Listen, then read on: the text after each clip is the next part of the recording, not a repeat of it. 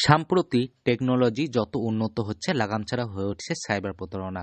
ফোনের মধ্যে একটি ভুল ওটিপি আর সেই ওটিপি ফোনের মাধ্যমে কোনো অপরিচিত মানুষকে বললেই আর কোনো গল্প নেই, শটান ব্যাংক থেকে টাকা গায়েব করে দেওয়া হচ্ছে। সেই পরিস্থিতিতে আমজনতাকে সতর্ক করতে কয়েকটি পরামর্শ দিলেন সাইবার ক্রাইমের আইনজীবী সুরজিৎ সিনহা। সাইবার জালিয়াতি রুখতে কি করতে হবে, কি করতে হবে না, জেনে নিন পুরো বিষয়টি বিস্তারিতভাবে। এখানে যারা হ্যাকার আছে, যারা এথিক্যাল হ্যাকার একটা হয়, যারা হচ্ছে ভালো হ্যাকার, আর একটা হচ্ছে আনএথিক্যাল হ্যাকার, মানে ক্রিমিনাল অ্যাক্টিভিটিস যারা করছে তারাও একটা হ্যাকার।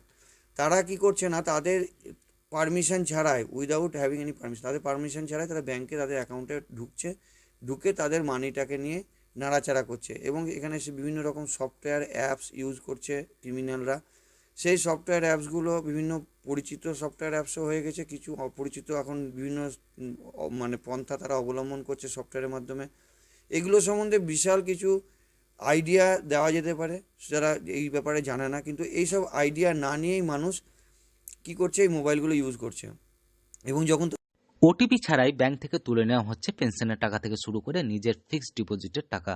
সম্প্রতি রাজ্যের বিভিন্ন প্রান্তে এরকম আর্থিক জালিয়াতির অভিযোগ উঠেছে।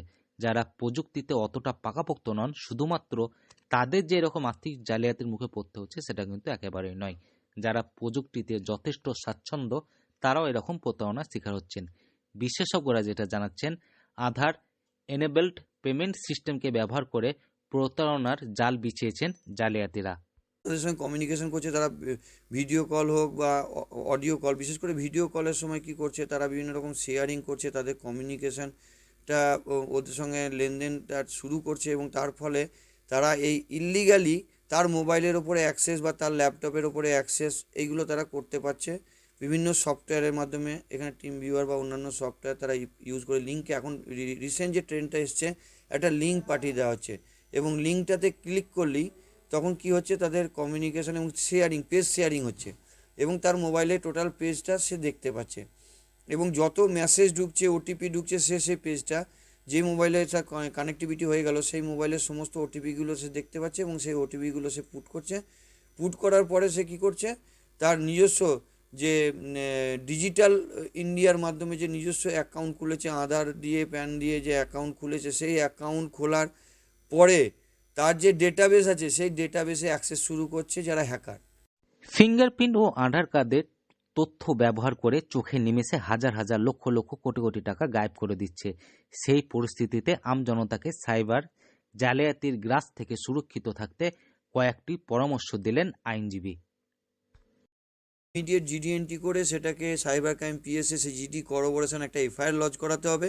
লজ করার পরে সেই এফআইআরটা যাতে করে পার্সু করা যায়, সেটা নিয়ে ব্যাংকে কমিউনিকেট করা, ব্যাংকে তার টোটাল ট্রানজ্যাকশানের ব্যাপারে ব্যাংকের নিজস্ব একটা ওদের একটা ইনভেস্টিগেশন হয়, সেই ইনভেস্টিগেশন যেন তাড়াতাড়ি হয়, এবং সেই মানিটা অ্যাকচুয়ালি কার, ব্যাংক যে ইনভেস্টিগেশনটা তাদের তরফ থেকে করে, সেটা হচ্ছে যে সেই ফলটা কার তরফে হয়েছে, ব্যাংকের কোনো স্টাফের তরফে, ব্যাংকের তরফে, না তাদের ওই ক্লায়েন্টের ভুলের জন্য হয়েছে, সেই ইনভেস্টিগেশন থেকে ত্বরান্বিত করা, এবং তার সঙ্গে এই ইনভেস্টিগেশন থেকে ত্বরান্বিত করা, এগুলো পার্সু করা, এগুলোকে তো মানে খুব স্পিডি ওয়েতে নিয়ে যাওয়া, এগুলো মানুষকে একটু সচেতনভাবে, তার মধ্যে খিদেটা থাকতে হবে, তার মধ্যে খিদে না থাকলে সে টাকাটা তো চলেই যাবে।